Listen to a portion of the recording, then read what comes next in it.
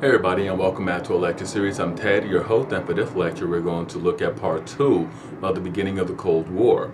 And with this lecture, before we begin our lecture proper, I should say, I just want to do our customary recap and just touch bases on what we discussed in our last lecture. So in our last lecture, we looked at the George Kenning, the long telegram, and of course the policy of communism containment, a policy that Kenning that largely was created while Kenning was serving as a diplomat in the United States embassy in Moscow. The long telegram was sent from the embassy in Moscow, and it largely outlined how the United States should approach communism and what it should do to contain communism to prevent its spread. Now, this policy of containment would play a very long and endearing role in future United States relations. As a matter of fact, the ideology of communist containment would survive well until the end of the Cold War standoff and until the end of hostilities. We also looked at the Marshall Plan. The Marshall Plan was of course the economic revitalization and rebuilding plan for Western Europe, and in particular Germany. Now, the Marshall Plan called for intensive aid, financial aid, and then also just confidence building aid for Western Europe, so to very quickly have those nations recover and return to prime economic footing. Um, it was designed to, on the one hand, convert Germany from an adversary to an ally, and but by economic means, by linking their economic prosperity, their economic health. And on the other hand, it was designed to keep Germany in the democratic fold, to install a very strong democratic tradition in Germany, to prevent Germany from slipping back into fascism, or even worse, communism from the American perspective. And by that way, the United States would, one, deprive the Soviet Union of a potential communist ally in Germany, but it would also have the ability of using Germany as a prospective ally, and using all of Germany as a prospective battlefield should any land battles occur. Um, and with that, let's dive right into our lecture for today. And the Marshall Plan, picking back up with the Marshall Plan, because of its great success, was one of, if not the chief factor that allowed for the disparity between the two social orders, the capitalist and the communist societies. Marshall invited the Soviet satellite states to participate in the plan, but Soviet leaders in Moscow refused, fearing that the draw and appeal of capitalist material goods and services will force a realignment in Eastern Europe that will leave the Soviet Union once again isolated. And again, from the Soviet perception, from the Soviet view, from the moment of the Russian Revolution, the powers of Europe, the great powers, the United States, France, Germany, the United Kingdom, they'd all turned their noses up at the Soviet Union. They wanted nothing to do with it. They viewed it as an aberration in human history, an aberration in the events of the world. They would not tolerate and they would not have any sort of dealings with them. They did not want Russian goods. They did not want to send Russian goods. The Soviet Union was isolated diplomatically. One of the reasons for the Soviet Nazi Pact was that the Nazis came along and simply said, "Let's make an alliance." There were no prior entanglements to consider. This was simply them making that alliance. Uh, it was very perplexing, and this is one of the perplexing facts that Hitler confronted with this alliance. Was that it was no secret that the United Kingdom did not want. They did not favor communism. The United States did not favor communism. The fact that they were both now allied with the great, at this point, the sole communist power in the world, really sent some shockwaves, major shockwaves through the global through the global communities. It was a very shocking moment, and now the Soviet Union with no longer the sole communist power or sole communist state. They spread it to these eastern countries, and they were trying to, they were endeavoring very, very passionately to link them perpetually in this new realignment. The fears that they will once again be isolated and they would not have any other communist allies to call upon or to trade with, to just have defense programs with, to coordinate their defenses with, was a infuriating and a frightening prospect for the Soviets. And leaders of Moscow would not on any at any time even consider something like that. So they very strongly sent the message that no Eastern Bloc, none of their satellite states would they even consider that. Over $12 billion were really allocated to the nations of Western Europe for their economic recovery. In 1949, Germany was formally converted from an enemy to an ally with the creation of the North Atlantic Treaty Organization, and preceding the creation of Nato was the Berlin Airlift, which was one of the first major incidents of the United States Soviet Union Cold War. Now, at the end of World War II, as I stated earlier, Germany was divided into 4 zones of occupation under the victorious Allies and, of course, the French Republic. East Germany was under Russian control and was centered on Brandenburg, which contained Berlin. Now, since Berlin had been the seat of power for the Hohenzollern electorate of Brandenburg, the Kingdom of Prussia, the German Empire, the Weimar Republic, and then later the Nazi Party, it carried a special significance. Berlin was originally divided into 4 zones, each under the control of the 4 major powers. That quickly was simplified into 2, the Soviets in the east and the NATO powers in the west. Now the NATO powers were given access routes through the NATO powers were giving access routes through East Germany, through which they could reach Berlin, really to facilitate the movement of supplies and personnel.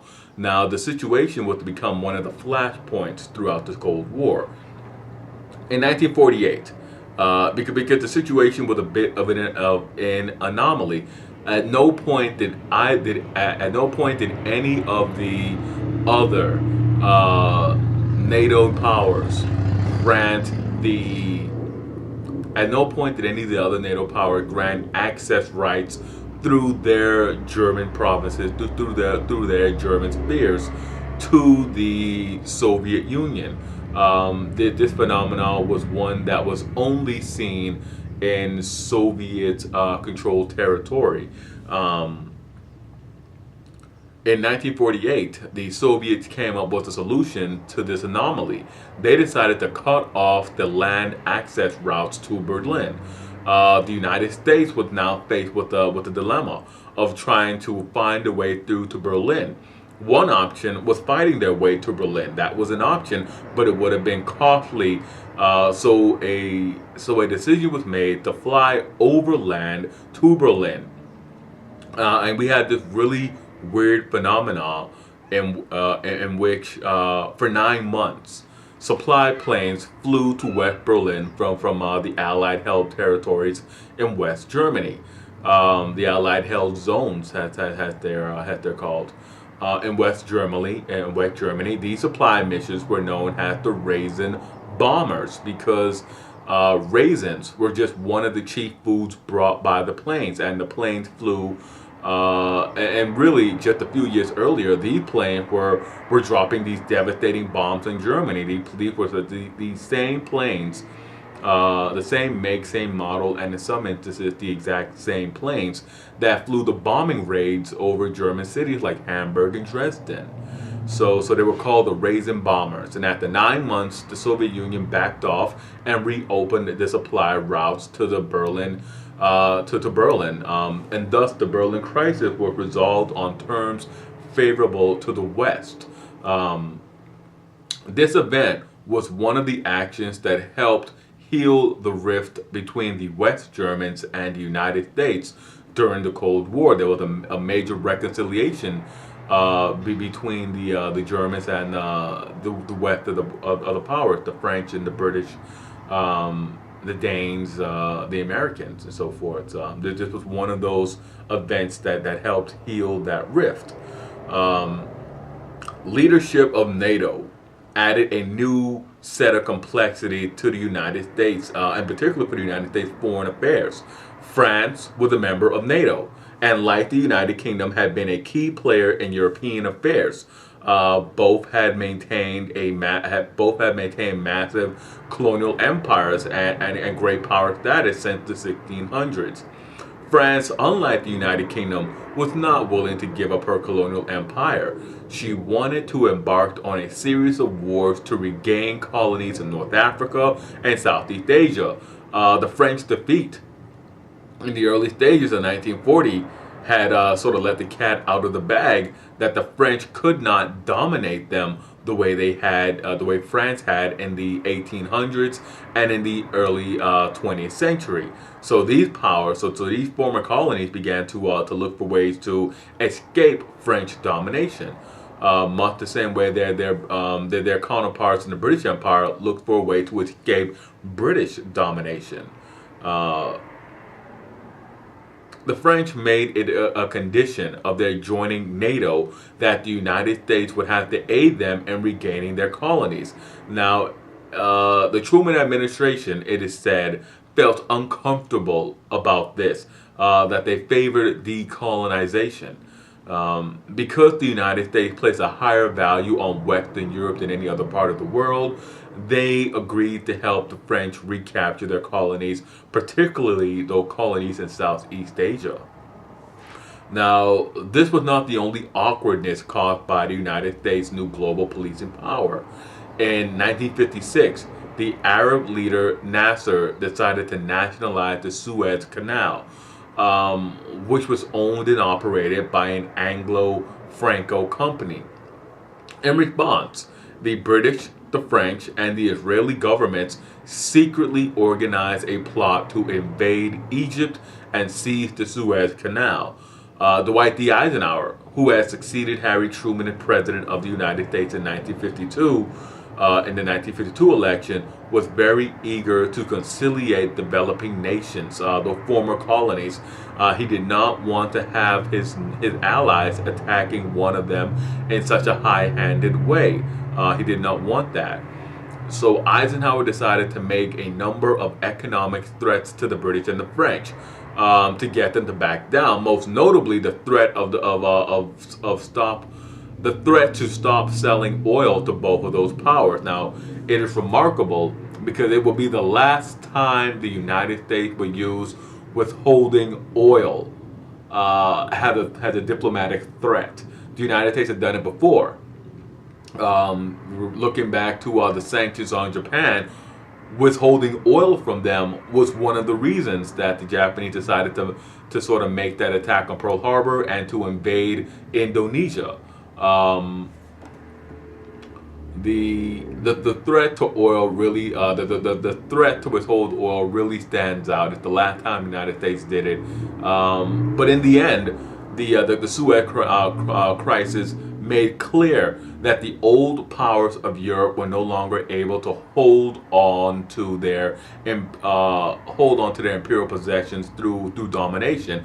That they would no longer be able to hold off those imperial imperial holdings in their fight to gain independence, to regain their own sense of control over their national destinies.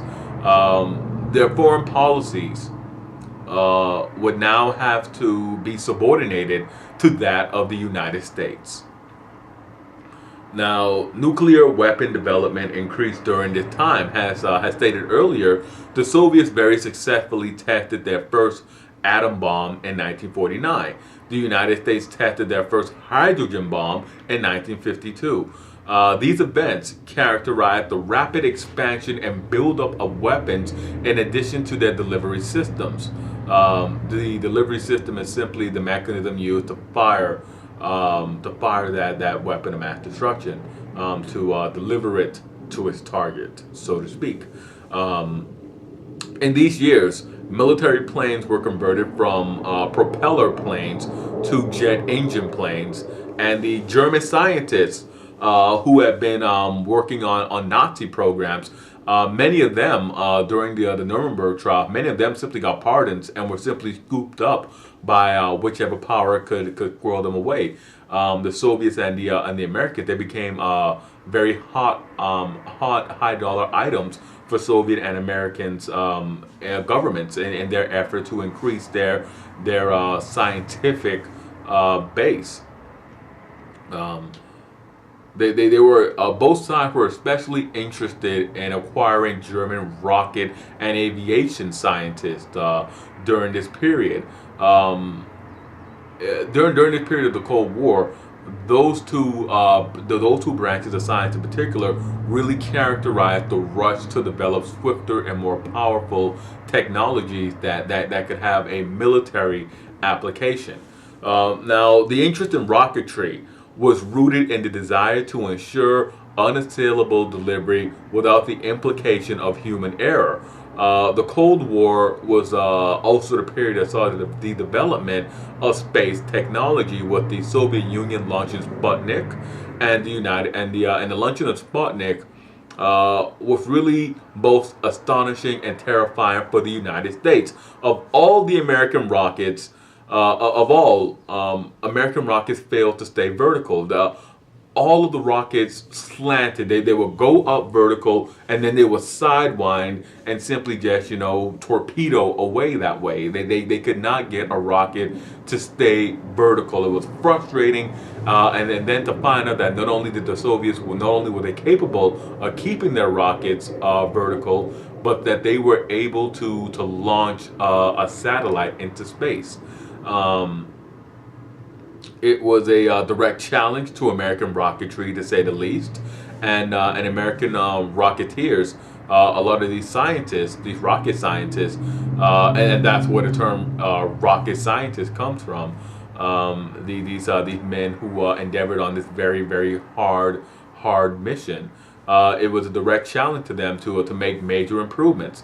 And while the United States hurried to catch up to the Soviet Union kept advancing. First, they sent a dog into space, and then they sent the first ever cosmonaut.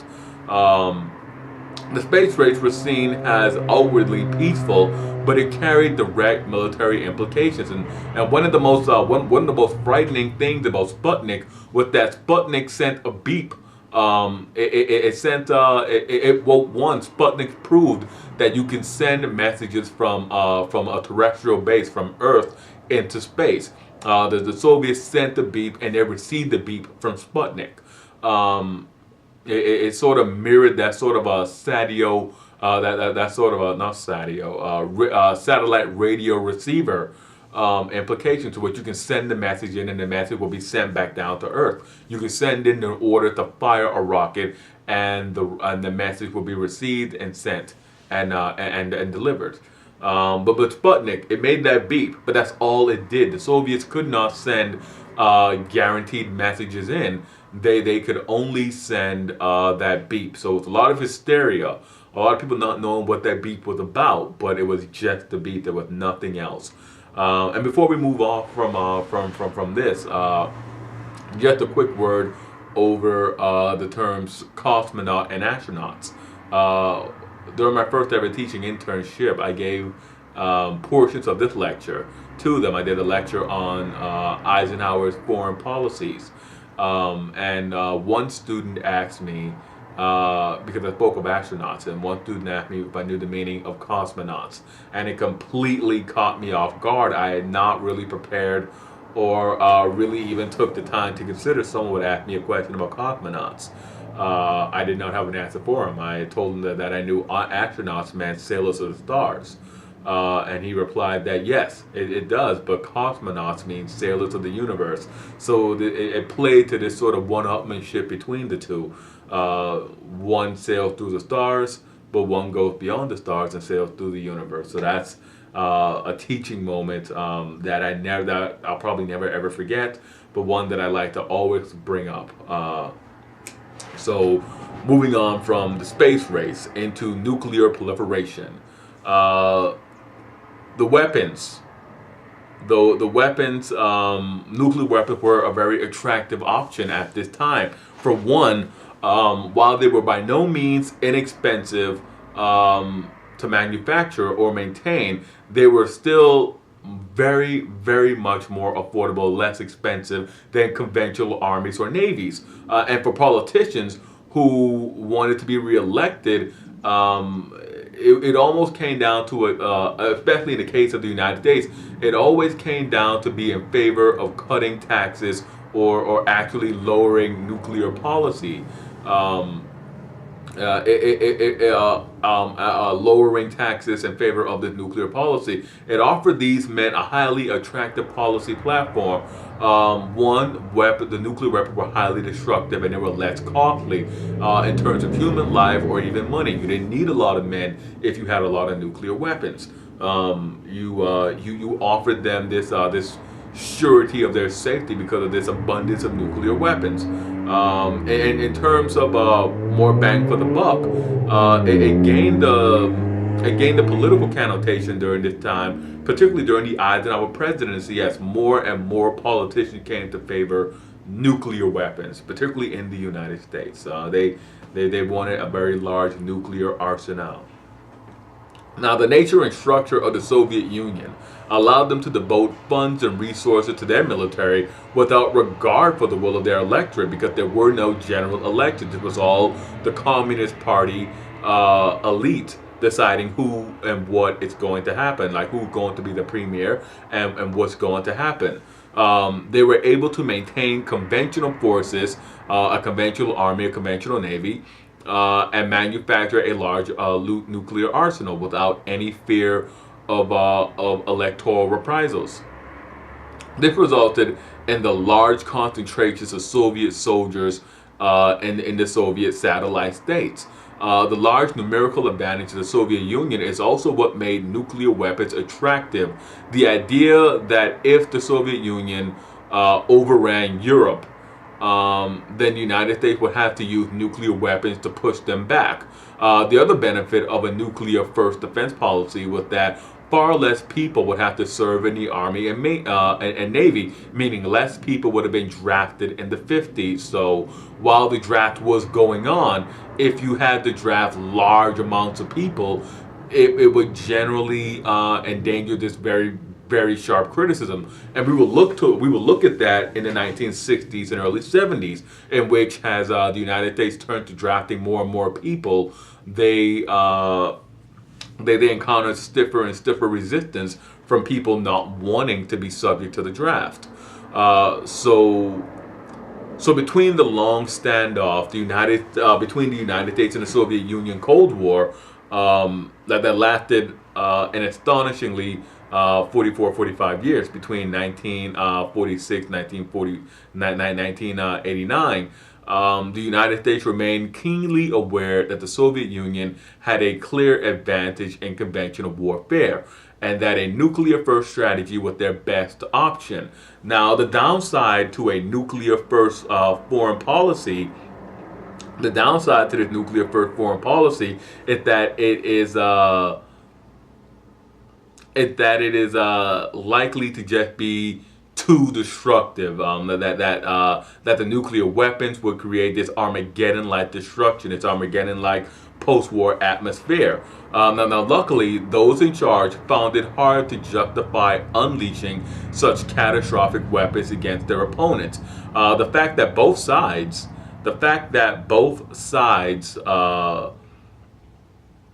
were able to maintain the peace, even though they had these nuclear weapons. The fact that both sides created this atmosphere that mutually assured destruction would result in a nuclear war helped to preserve the peace between the United States and the Soviet Union. Both of them feared what would happen if they attacked each other or went to war with one another. They feared that they would be attacked in response with nuclear weapons. The dread was so profound that during the entire standoff, neither side used nuclear weapons. Um, when you look at the Vietnam War and the later Afghan War, subject that we will look at later, neither side used nuclear weapons even against their enemies there. There never were uses of nuclear weapons. The the the the the only uses were against the Japanese. Neither side could bring that up.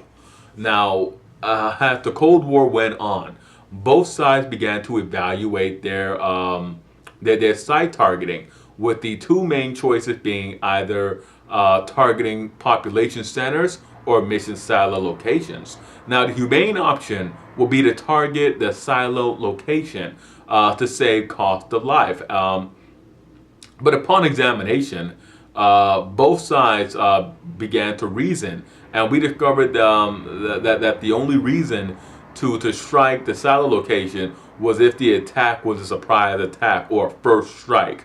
So the urban centers were targeted as an ironic means of assuring the other that they would only attack if the other attacked.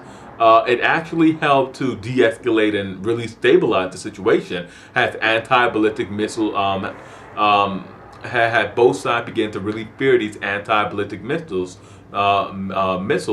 They came together in actually 1972 for an international treaty detailing the use of anti-ballistic missiles, and really it argued to the superiority of not having missile defenses in these countries. The argument was that it was better to go defenseless to prove that you had no intention of shooting down or attacking. Now, despite the extreme distrust and antagonism between the United States and the Soviet Union, they negotiated with each other over weapons policies frequently. And because of the common problems associated with using nuclear weapons, they both agreed to ban atmospheric testing, realizing that the unrestrained nuclear testing in the 1950s had raised the radiation levels in the atmosphere, and that diseases like leukemia and various skin cancers were becoming much more common than they had been. This agreement limited nuclear testing to underground sites that could be contained. Now, during the Cold War, many influential Americans opposed nuclear testing and nuclear weapons. They were associated with two very strong anti-nuclear movements in the 1960s, and then again in the 1980s. Now, the early anti-nuclear movement argument centered on the supposed defending civilization argument, with the argument being that using such weapons of mass destruction were uncivilized. You're not defending civilization, you're destroying civilization. You're ensuring our return to barbarism if you use these weapons, if you maintain them, and if you use them. During the 1980s, the opposition to nuclear weapons was so strong that a number of influential Roman Catholic bishops that a number of these influential bishops having the feeling that threatening to use nuclear weapons was just incompatible with Christian beliefs. It was such a strong and powerful argument, such a strong and powerful movement that the Reagan administration was caught in a very tough spot. As there was a very high Catholic population in the United States, there still is. Going back to our lectures on on prohibition, when prohibition came into effect, only one group in the United States had guaranteed access to alcohol. Well, two, really. One was the Roman Catholic Church, and the other was long-term alcoholics. Long-term alcoholics could not just quit drinking cold turkey. Their body shut down because the bodies had become so used to the presence of alcohol. And the Roman Catholics, of course, the Catholics needed the wine for religious ceremonies, for communions and so forth. The those who converted during Prohibition get to get that weekly sip of wine. After Prohibition, they simply become too ingrained, too enmeshed into church practices, and they could not give it up. They maintained they maintained their Catholic faith. And throughout the generations, they proliferated, and by the 1980s, Catholics made up a very sizable portion of the United States population.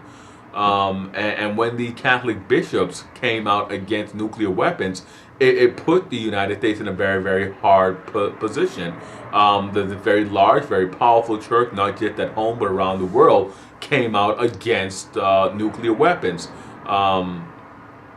And really, it not just came out against nuclear weapons, but it came out against the very basis of the United States foreign defense policy. And with that, we shall break, we shall end, and we'll come back with another lecture detailing the evolution of the Cold War. As always, hit like, subscribe, and comment. Let me know what you thought about this lecture. And as always, I am Ted, and I will see you guys next time for another lecture.